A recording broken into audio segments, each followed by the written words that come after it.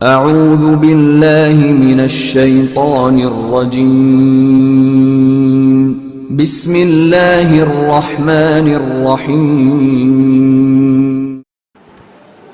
اعوذ باللہ من الشیطان الرجیم بسم اللہ الرحمن الرحیم رب اشرح لی صدری ویسر لی امری واحلل عقدۃ من لسانی یفقہوا قولی واجعل لی وزیرا من اہلی رب زدنی علما رب زدنی علما رب زدنی علما۔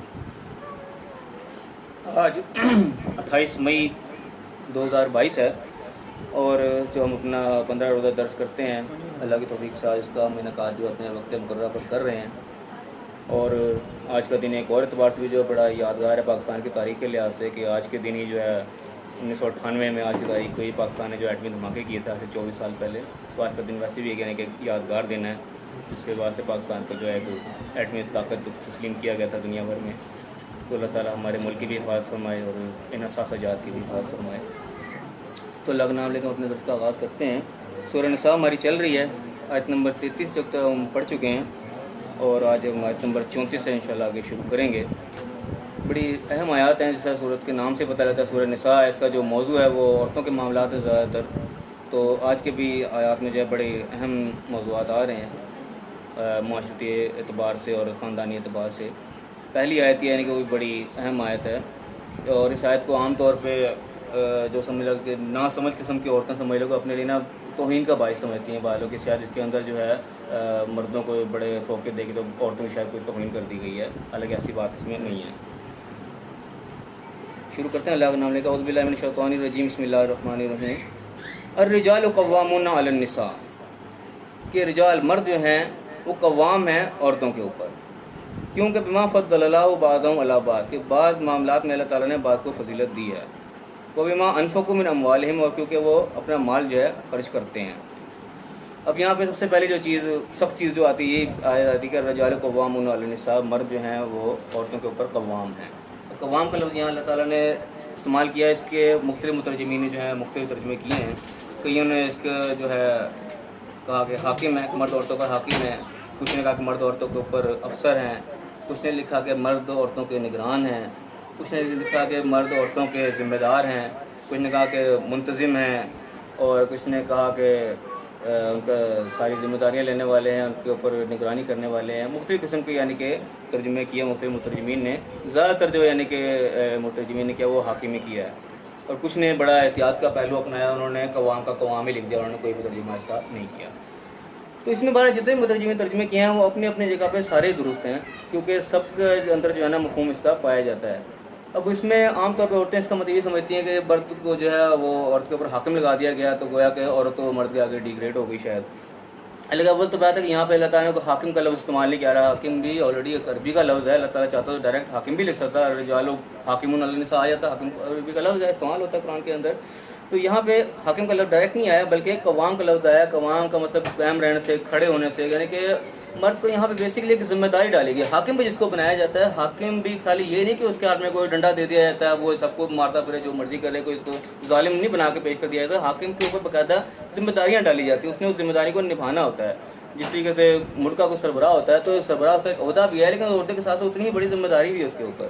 تو یہاں پہ مرد کو اصل میں جو حاکم بنایا گیا ہے، جس طریقے سے کو ذمہ دار بنایا گیا، اس کو محافظ بنایا گیا، اس کو نگران بنایا گیا، تو اصل میں اس کے اوپر ایک ذمہ داری ڈالی گئی ہے، کیونکہ کوئی بھی ادارہ ہوتا ہے، کوئی بھی ایک سمجھو کہ نظام ہوتا ہے، تو اس کا ایک منتظم جو ہے وہ کرنا ہوتا ہے، لازمی اس کو نومینیٹ کرنا ہوتا ہے، اور وہ ایک ہی رکھا جاتا ہے۔ کوئی بھی ادارہ لے لو، ملک ہے تو ملک کا بھی سربراہ بیسیکلی وہ ایک ہی ہوتا ہے، وہ چاہے وزیر اعظم ہو جائے، چاہے وہ صدر ہو جائے، یا کوئی بادشاہ ہو جائے، وہ بھی ہوتا ہے، وہ ایک ہی ہوتا ہے۔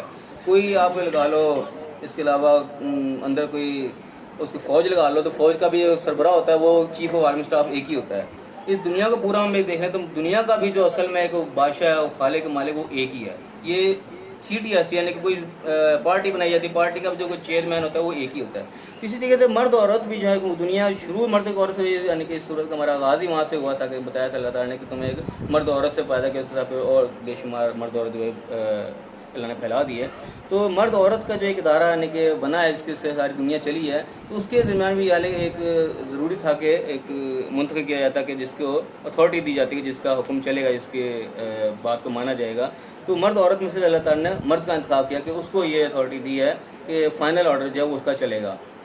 اور یہ ایک نیچرل سی بات ہے, یعنی کہ دیکھا جائے تو اگر یہ ایسا نہ ہوتا, عورت کو دے دی جاتی ہے رسپانسبلٹی کہ جو عورت سارے کام کرے گی, تو عورت نیچرلی طور پہ یعنی کہ مرد سے کمزور ہے, نہ وہ کہ باہر اس قسم کا کام کر سکتی ہے جس طرح مرد کرتا ہے, نہ وہ کس طرح کی مزدوری کر سکتی ہے. مرد کو یعنی کہ بنایا تو مرد کو ساری ذمہ داریاں ڈل گئیں, نانوں کا سارا مرد نے اس کا کرنا ہے, ساری ذمہ داری مرد نے لینی ہے, باہر جو دنیا کو فیس کرنا ہے وہ سارا مرد نے فیس کرنا ہے. عورت تو اس کے اندر ایک قسم کی سیکورٹی میں آ گئی, اس کے اوپر ذمہ داری نہیں ڈالی گئی, اس کو سیکورٹی فراہم کر دی گئی, مرد کے اوپر ذمہ داری ڈال دی گئی, ساری سیکورٹی یہ فراہم کرے گا اس کو.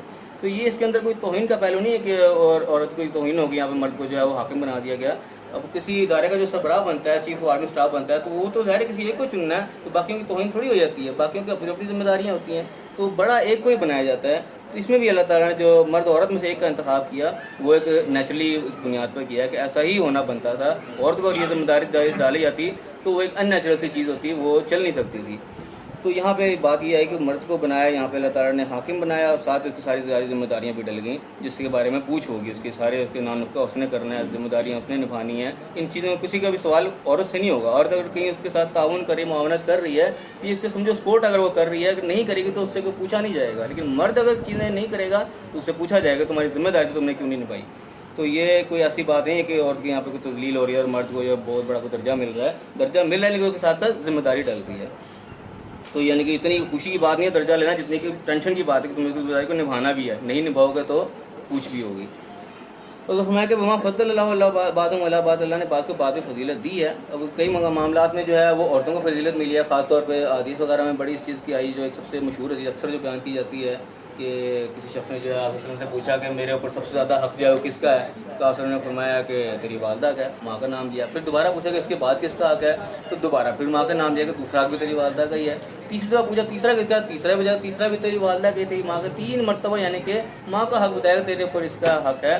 چوتھی مرتبہ کہا کہ تیرے باپ کا بھی حق ہے. یعنی کہ 100% میں سے 75% جو ہے وہ ماں کو کا کریڈٹ دیا, 25% صرف باپ کو دیا. یہاں پہ ماں سبقت لے گی, عورت سبقت لے گی. اس کے علاوہ یعنی کہ مشہور بات حدیث میں یعنی کہ یہ بھی آتی ہے کہ ماں کے قدموں تلے جنت بتائی جاتی ہے, باپ کے قدموں تلے نہیں بتائے گی, ماں کے قدموں تلے بتائی گئی. تو یہاں پہ جو ہے فضیلت ماں کو دی گئی. تو کئی مقامات میں عورتوں کو فضیلت دے دی گئی, اور کسی مقام پہ جو ہے مرد کو یعنی کہ فضیلت اس لحاظ سے ملی کہ وہ نیچرلی طور پہ جسمانی طور پہ وہ صلاحیت زیادہ رکھتا ہے عورت سے, تو یہ ذمہ داری ڈلنی ہی اسی کو بنتی تھی, ذمہ داری اسی کو دی گئی. تو اس میں کوئی کسی کے توہین والی بات اس کے اندر نہیں ہے. اور فرمایا کہ وَمَا أَنفَقُوا مِنْ أَمْوَالِهِمْ, جو کہ اپنا مال بھی ان پر خرچ کرتے ہیں. تو ظاہر مال خرچ کرتے ہیں تو مال کمانے کی ذمہ داری بھی مرد کی ہے, کمائے گا تو ظاہر خرچ بھی کرے گا. تو اس ذمہ داری سے بھی عورت بچ گئی اور مرد کے اوپر ذمہ داری پڑی. اب آگے بات چلی کہ فالصالحات, تو نیک وہ ہیں, نیک عورتیں, قانتات جو فرما بردار, بات کو ماننے والی, سننے والی, حافظات للغیب, غیب میں حفاظت کرنے والی, مرد کی یعنی کہ غیر موجودگی میں اس کے مال کی, عزت آبرو کی, ہر چیز کی حفاظت کرنے والی. بما حافظ اللہ, کیونکہ اللہ تعالیٰ نے حفاظت میں اس کو دی ہے. اور بما حافظ اللہ کے دونوں معنی ہو سکتے ہیں کہ اللہ تعالیٰ نے چیزیں عورت کی حفاظت میں دی, اس کی ذمہ داری حفاظت کرے, یا یہ اللہ تعالیٰ نے عورت کو تحفظ دیا اس کے بنا پر ہے کہ عورت کو تحفظ میں رکھ دیا گیا, مرد اس کے اوپر محافظ لگا دیا گیا, عورت محفوظ کر دی گئی.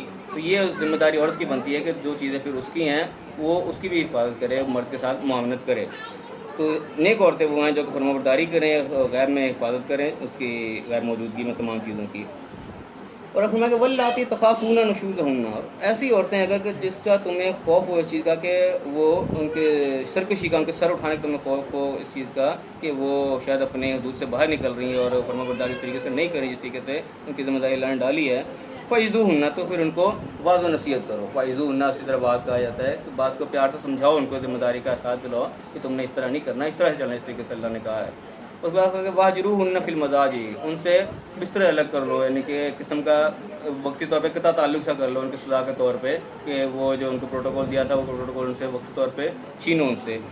وضربوہن عام طور پہ تمام مترجمین یہ لکھا ہے کہ ان کو مارو. مارنا بھی اس کا ایک معنی ہوتا ہے, لیکن اس کا ایک معنی اور بھی ہوتا ہے. وضربو سے مراد بات کو کھول کر بیان کر دینا بھی ہوتا ہے. اس طریقے سے مثال کے ساتھ اکثر آتا ہے, جہاں بھی مثال کی بات ہے قرآن میں کئی آیات ہیں تو وہاں ضرب المثل کے الفاظ آتے ہیں کہ اللہ تعالیٰ مثال بیان کرتا ہے.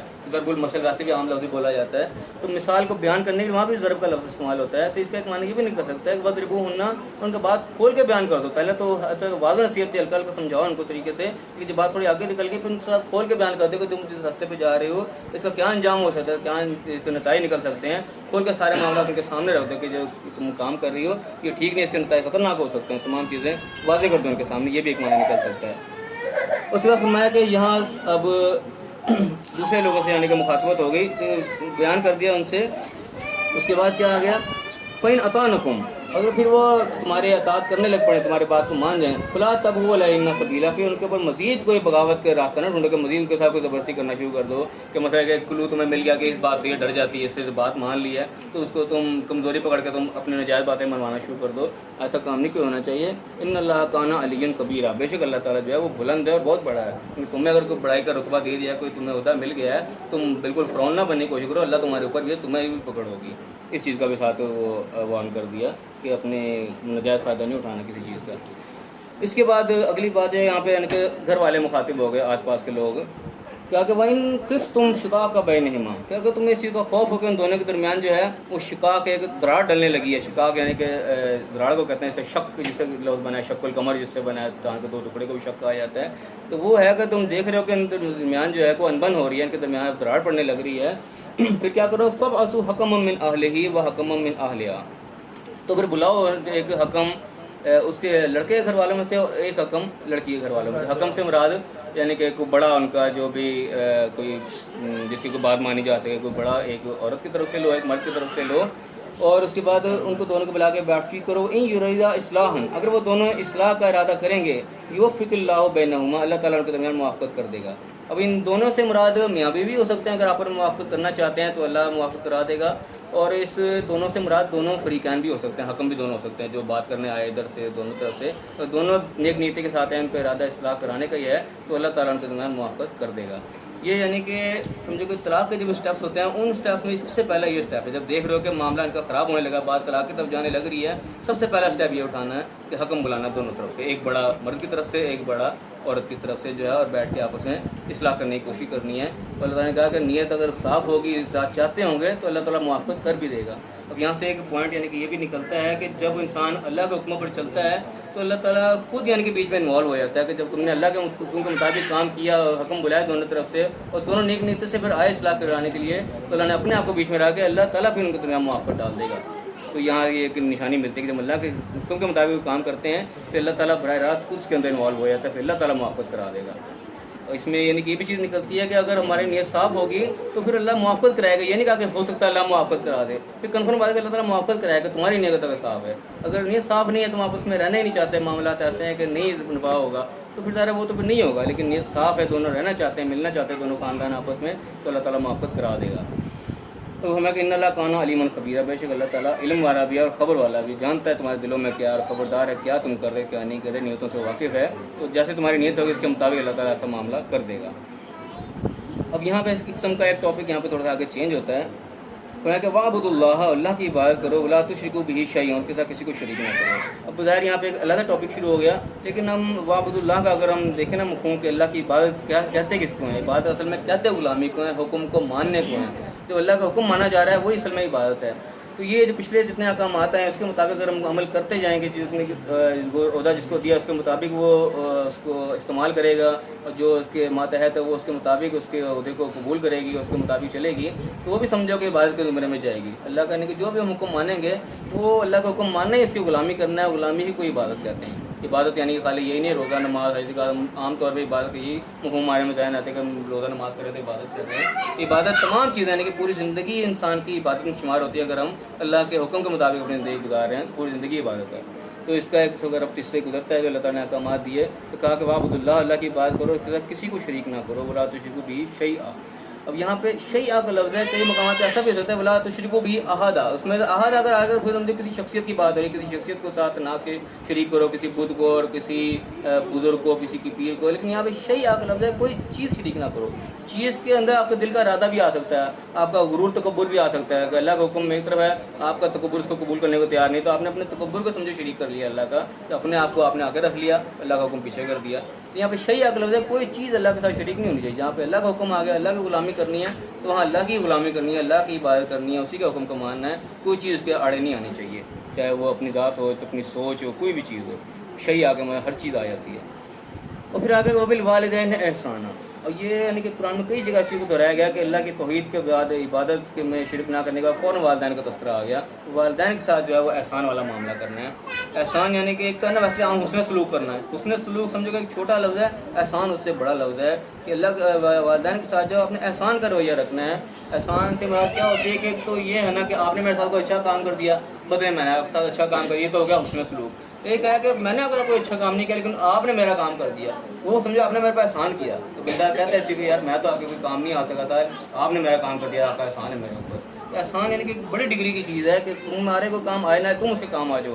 تو والدین کے ساتھ تو ہم نے احسان کا معاملہ رکھنا ہے کہ والدین ہمارے لیے کچھ بھی نہیں کر پا رہے، اس عمر کو پہنچ گئے یا کسی وجہ سے وہ نہیں کر پا رہے، ہم نے ان کا کرنا ہی کرنا ہے۔ یہ ہے کہ احسان کی روش ہم نے اختیار رکھنی ہے۔ حالانکہ والدین تو کرتے ہی کرتے ہیں لازمی، لیکن کوئی اگر ایسے بھی ہیں بعض والدین نہیں توجہ دے پاتے بچوں کو، والدین ہی بگڑے ہوئے ہوتے ہیں پیچھے سے، اپنے اولاد کو ٹائم ہی نہیں دے رہے ہوتے، تو والدین نے اگر نہیں بھی کچھ کیا تو اولاد کا پھر بھی فرض بنتا ہے کہ وہ والدین کے ساتھ اس نے سلوک کرنی ہے، اس نے احسان کی روش کرنی ہے، جتنے کی ان کی حیثیت ہے ان سے بڑھ کر ہی اس کو ڈیل کرنا ہے والدین کے ساتھ۔ یہ پہلی بات آ گئی۔ ساتھ اللہ تعالیٰ نے باقیوں کو بھی جوڑ دیا، وہ بھی ذی القربی قرابت دار رشتہ دار یعنی کہ والیتامی اور یتیم بے سہارا لوگ۔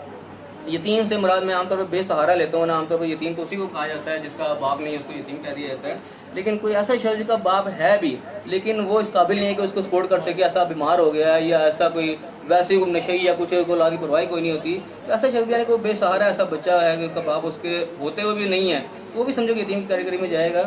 اور یہ انڈرسٹینڈنگ یعنی کہ بنتی ہے جو یتیم کے لکھی ہوئی نا ڈیٹیل اس کے اندر آپ کی لغت کے اندر، اس میں یہ چیز لکھی ہوئی خاص طور پہ کہ انسانوں کے اندر تو یتیم اسی کو کہا جاتا ہے جو اس کا باپ نہ رہے، لیکن جانوروں کے اندر یہ چیز جو ہے وہ یتیم اس جانور کو کہا جاتا ہے اس کی ماں نہ رہے، تو کوئی جانور کا معاوضہ جو ہے اس کی ماں ہی ہوتی ہے۔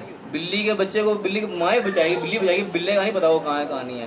شیر جنگل میں ہے تو شیر نہیں اپنے بچوں کی حفاظت کرے گی، شیر کا کوئی پتہ نہیں ہوگا، تو جس کی ماں نہ رہے نا وہ جانور یتیم شمار ہوتا ہے۔ تو اصل میں یتیم کون سا ہوتا ہے جو کا سہارا نہ رہے، جانور کا سہارا اس کی ماں ہی ہوتی ہے، باپ نہیں ہوتا، لیکن انسانوں میں سہارا جو بیسیکلی باپ ہوتا ہے۔ تو یتیم کا اطلاق یعنی کہ اس پہ ہوتا ہے جو کہ بے سہارا رہ جائے۔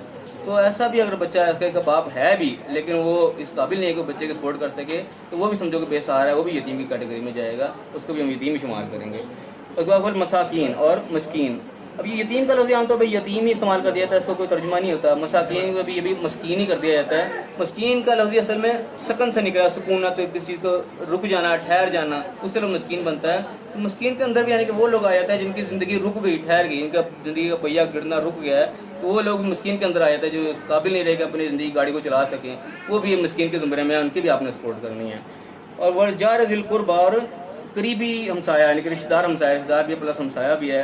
والجار الجنب اور اجنبی ہمسایہ جو کہ رشتہ دار نہیں ہے لیکن ہمسایہ ہے، یہ لوگ آگے۔ وہ صاحب بالجنب اور صاحب یعنی کہ آپ کے قریبی ملنے جلنے والے، اس میں یار دوست آ گئے، آپ کو آفس کے کولیگز آ گئے، اور اسکول کالج کے آپ کے ملنے جلنے کا روز کا ملاقات ہے، وہ یعنی کہ ہمسایہ بھی نہیں ہے، رشتہ دار بھی نہیں ہے، لیکن روز کا آپ کا میل جول ہے، وہ سب اس کے اندر آ گئے۔ وہ اپنی سبیل اور راہگیر بھی آ گئے، یعنی کہ اللہ تعالیٰ نے تقریباً سارے لوگوں کو کور کر دیا کہ سب کے ساتھ آپ نے اچھا سلوک کرنا ہے، احسان والا معاملہ کرنا ہے۔ کوئی آپ کے ساتھ کچھ کر رہا نہیں کر رہا، آپ نے ان کے ساتھ اچھا کرنا ہے، احسان کا رویہ ساروں کے ساتھ ہی رکھنا ہے۔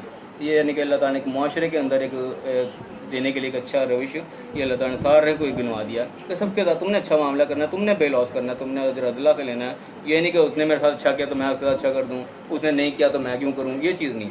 احسان والا معاملہ، کسی نے کیا نہیں کیا آپ نے کرنا ہے، ساروں کی لسٹ لائن تقریباً یہاں پہ گنوا دی۔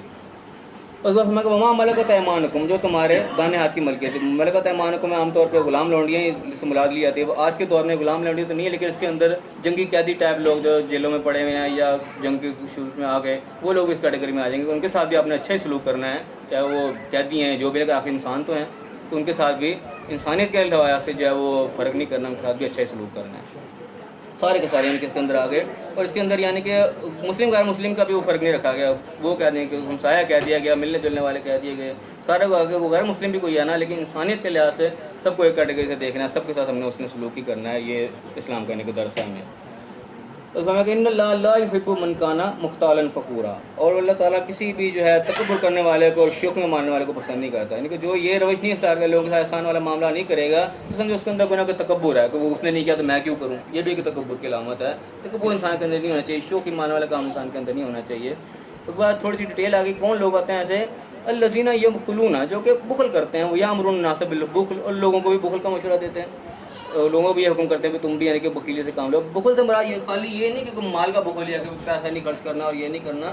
بخل اور چیزوں میں بھی آیا تھا, علم کے بارے میں بخل آ جاتا ہے, ہنر میں بھی بخل آ جاتا ہے کہ انسان نے بڑا علم حاصل کیا, وہ آگے اس کو ٹرانسفر نہیں کرتا. جی میں نے اتنی محنت کی, میں آگے کیوں دوں. بندہ ہنر سیکھا ہوا بڑا, وہ آگے اس کو نہیں دیتا جی میں نے اتنی عرصہ لگایا, میں آگے کیوں ایسی دے دوں.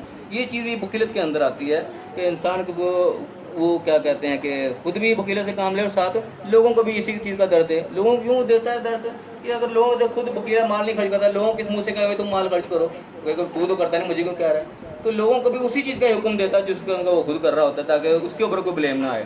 تو جو جس کی خود بخیلت کر رہا ہے مال میں یا اپنے علم میں یا اپنے ہنر میں, اسی کا حکم لوگوں کو بھی دے رہا ہے.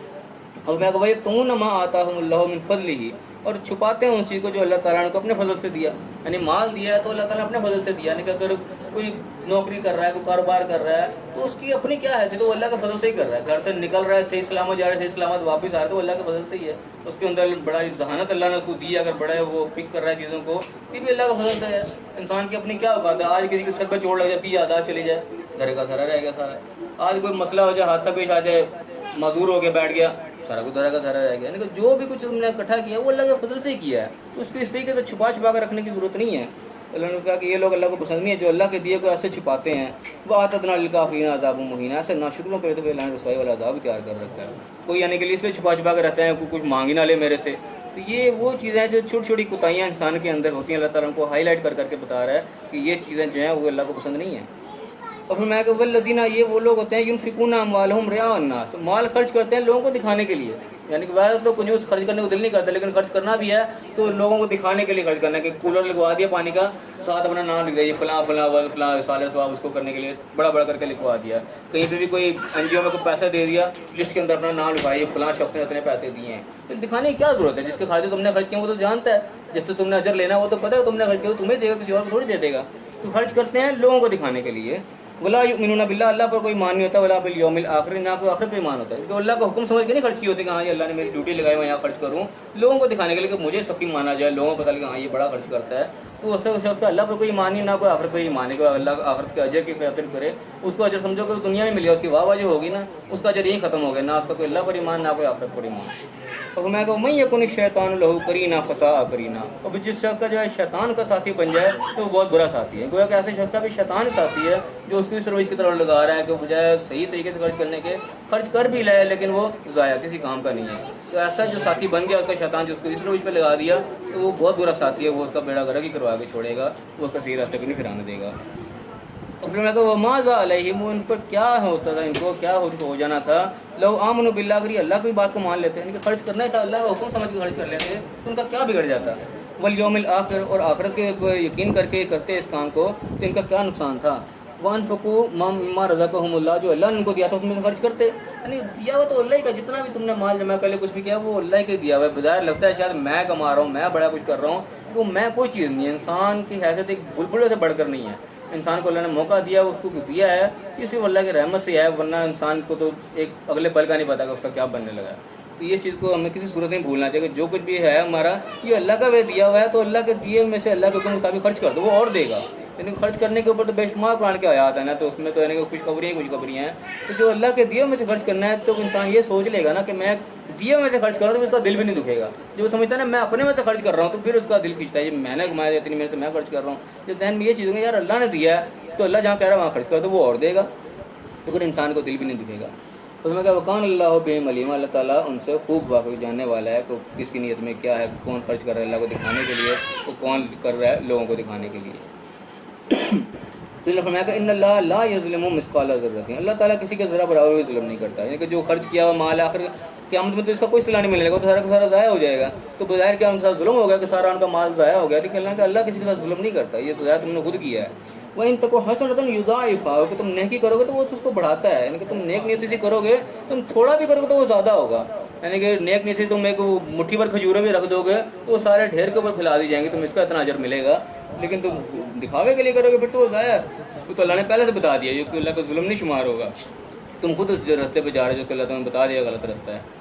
तो बताया कि अल्लाह किसी के पास ज़रा बराबर भी जुल्म नहीं करता, लेकिन जो नेकी करता है तो अल्लाह ताला खुद उसको बढ़ाता चढ़ाता है। वो युति मिन लदुन्हु अजरन अज़ीमा, और अपने पास से अजर अज़ीम और ज़्यादा देता है। यानी कि अल्लाह ताला देने के लिए तैयार है, हम लेने वाले तो बने, हम उस रास्ते पर तो चले जिस रास्ते से अल्लाह ताला खर्च करने को कह रहा है। तो अल्लाह ताला ने जगह जगह यानी कि बता दिया, हमें गाइड कर दिया कि तुमने ऐसे करना है, करना तो हमने खुद है ना, जब नहीं करेंगे तो फिर अल्लाह के ऊपर कोई ब्लेम नहीं है। अगर हमारे का फ़कैफ़ा, कैसा वो दिन होगा, इज़ा जिअना मिन कुल्लि उम्मतिन बिशहीद, जब हर उम्मत में से हर गिरोह में से हम गवाह खड़ा करेंगे। यानी कि जो भी समझो कि अल्लाह का पैगाम पहुँचा रहा है, जिसने बात पहुँचा दी थी, वो क़यामत वाले दिन गवाही देने खड़े हो जाएंगे, हाँ इस तक बात पहुँच गई थी। तो अल्लाह बता रहा है कि कौन सा क्या हाल होगा उस दिन का, जब अल्लाह ताला हर गिरोह में से गवाह खड़ा कर देगा। यानी कि कोई गिरोह ऐसा नहीं होगा जिस तक बात पहुँची नहीं होगी, हर गिरोह में से जो है गवाह खड़ा होगा जिसने बात पहुँचाई होगी। तो ये कोई वहाँ पर मजलूम नहीं उस दिन बनेगा कि मुझे तो पता ही नहीं था। तो अल्लाह का कैसा वो वक्त होगा जब गवाह खड़े होंगे, वजिअना बिका अला हाउलाई शहीदा, और आपको जब उनसे मुखातिब होगा कि आपको इनके ऊपर गवाह लेंगे, कि आप इनके जिसको पैगाम पहुँचा रहे हैं उस वक्त के लोग हैं, आप इनके ऊपर गवाह आएंगे जिन्होंने बात को नहीं माना, तो गवाही देनी पड़ेगी वहाँ पे। और फरमाया कि यौम अजनो, ऐसा दिन होगा कि यवद्दुल लज़ीना कफ़रू, वो लोग जिन्होंने इनकार किया, नाशुक्री की, कुफर किया, व असवर रसूल, पैगम्बर की नाफरमानी की, पैगाम पहुँचाने वाले की नाफरमानी की, वो क्या चाहेंगे कि लो तुसव्वा बिहुमुल अर्ज़, का ज़मीन उनसे बराबर कर दी जाए, गोया कि ज़मीन के अंदर दसा के बराबर कर दी जाए, मिट्टी कवर भी ना ऊपर नजर आए, निशानी भी ना नजर आए। ये इनकी ख्वाहिश होगी कि हम बिल्कुल गायब हो जाएँ, कहीं हमारा कोई हिसाब किताब ही ना हो। वला यक्तुमूनल्लाह हदीसा, अल्लाह से कोई बात नहीं वो छुपा सकेंगे, जो भी किया धरा होगा सारा कुछ खुल के सामने आ जाएगा। जो माल नामा अल्लाह ने कुरान में बताया कि यहाँ गले में लटकाया हुआ तुम्हारे सामने पकड़ा दिया जाएगा, कि देख लो तुम क्या करके आए। तो ये इनका ऐसा दिन होगा वहाँ पे जिन्होंने नाफरमानी की ज़िंदगी गुजार दी होगी, वो कहेंगे काश हम ज़मीन में धस जाएँ, ज़मीन बराबर हो जाए, हमारा नाम निशान मिट जाए, और वो अल्लाह से कोई बात भी नहीं छुपा सकेंगे। ये इनके क्लियर कट अल्लाह ताला ने सारा का सारा नक्शा खींच के बता दिया कि क्या होना है एंड अगर तुम इस रास्ते पर नहीं चलोगे तो। फ़िलहाल हमारा यहाँ रुकू मुकम्मल हो रहा है। अब इसके अंदर जो मेन पॉइंट्स हैं उनके ऊपर हम एक निगाह डाल लें कि क्या क्या बातें अल्लाह ताला ने पॉइंट आउट करके हमें बताई हैं। सबसे पहली बात जो हमने देखी वो अल्लाह ने बताया कि मर्द जो हैं वो औरतों के ऊपर कवाम है। ये यानी कि इदारा जो मर्द औरत से वजूद में आता है, इसके अंदर अथॉरिटी जो है वो अल्लाह ताला ने मर्द को दी है। और वो क्यों दी है, अल्लाह ताला ने वजह बयान कर दी कि अल्लाह ताला ने बात को फजीलत दी है, और ये एक नेचुरल सी बात है, अल्लाह ताला ने अथॉरिटी दी है, बनता ही ये था। इसको हम ऑपोजिट करके देखें तो वो तुक ही नहीं बनेगा उसका। और उसके बाद फरमाया कि क्यों कर दिया कि अल्लाह वो अपना माल खर्च करते हैं, अल्लाह ताला माल की जिम्मेदारी उन्हीं पर डाली है, तो फिर अथॉरिटी भी उन्हीं को दी है। उसके बाद फरमाया नेक औरतें वो हैं जो कि फर्मा बरदारी करें और उनके पीठ पीछे उनके गैब में उनकी हिफाजत करें, और जो कि अल्लाह ताला ने उनको हिफाजत में दिया है। और उसके बाद जिनसे तुम्हें फिर डर हो इस चीज़ का कि वो सरकशी करने लगी हैं, तो उनको सबसे पहले समझाओ, प्यार से समझाओ, तरीके से समझाओ, उनके साथ किता ताल्लुकी कर दो अगर वो नहीं समझ पा रही। उसके बाद बात खोल के उनके सामने बयान कर दो। इसके मारना भी ले लिया जाता है, लेकिन मेरे नज़रिए ये बात बेहतर है कि बात उनको खोल के कर दी जाए, कि उनके सामने सारे कान से निकाल दिया जाए कि इसके नतीजे क्या निकलने वाले हैं। और उसके बाद फरमाया कि अगर तुम्हारी बात को मान लें तो फिर को मज़ीद कोई सरकशी का तुम रास्ता ना ढूंढो, मज़ीद कोई नजायज़ फ़ायदा उठाने की कोशिश ना करो, क्योंकि अल्लाह ताला जो है वो सबसे बुलंद वाला, सबसे बड़ा है, तुम्हारी भी इस पर पकड़ हो जाएगी अगर तुम ये करोगे। और फिर बाकी घर वालों को मुखातिब करके कहा कि अगर तुम लोग इनमें देखो कि दरमियान को दरार पड़ने लगी है, तो फिर एक हकम खड़ा करो और लड़की की तरफ से, और एक हकम खड़ा करो तुम लड़के की तरफ से, दोनों के दरमियान पे बैठ के अगर वो इस्लाह करना चाहेंगे दोनों, चाहे मियाँ बीवी हों चाहे वो दोनों हकम हों, अगर उनकी नीयत इस्लाह की होगी तो अल्लाह उनके दरमियान मुआफ़क़त करा देगा, अल्लाह ताला खुद इन्वॉल्व हो जाएगा बीच में, उनके दरमियान मुआफ़क़त हो जाएगी फिर। और वह फरमाया कि अल्लाह ताला इल्म वाला भी है और ख़बर वाला भी है। और वह फरमाया कि अल्लाह की ग़ुलामी करो, अल्लाह की इबादत करो, और उसकी इबादत में किसी चीज़ को शरीक ना करो, उसके हुक्म के सामने कोई चीज़ आड़े ना आए तुम्हारे।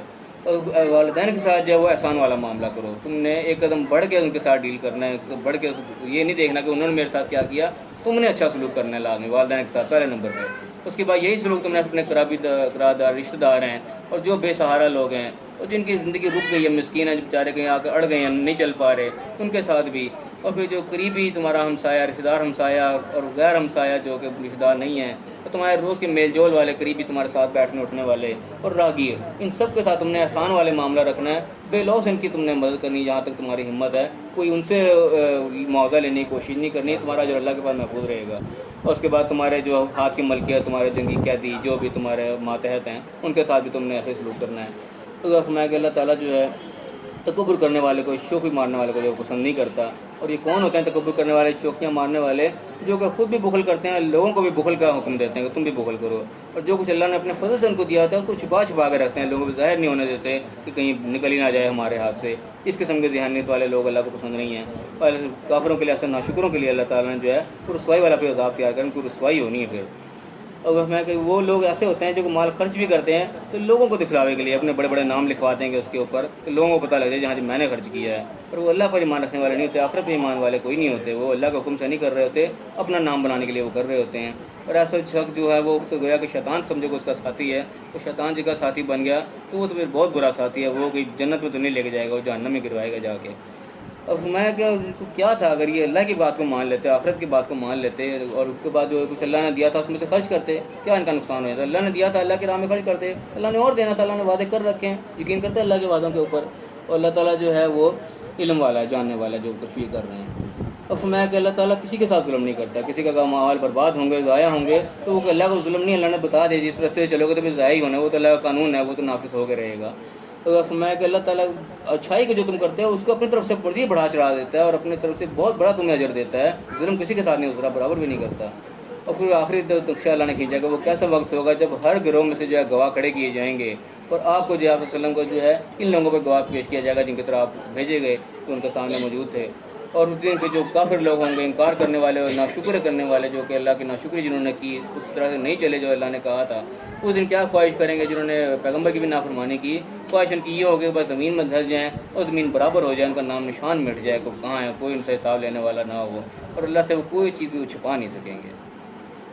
اللہ سے دعا ہے جو کچھ ہم نے پڑھا ہے ہمیں صحیح سمجھنے کی، اس کے مطابق صحیح عمل کرنے کی توفیق عطا فرمائے، اور حق بات سمجھ کے اور دوسروں تک پہنچانے کی توفیق عطا فرمائے۔ اللہ تعالیٰ میں دنیا آخرت دونوں جگہ کامیاب فرمائے۔ آمین۔ وآخر دعوانا الحمدللہ۔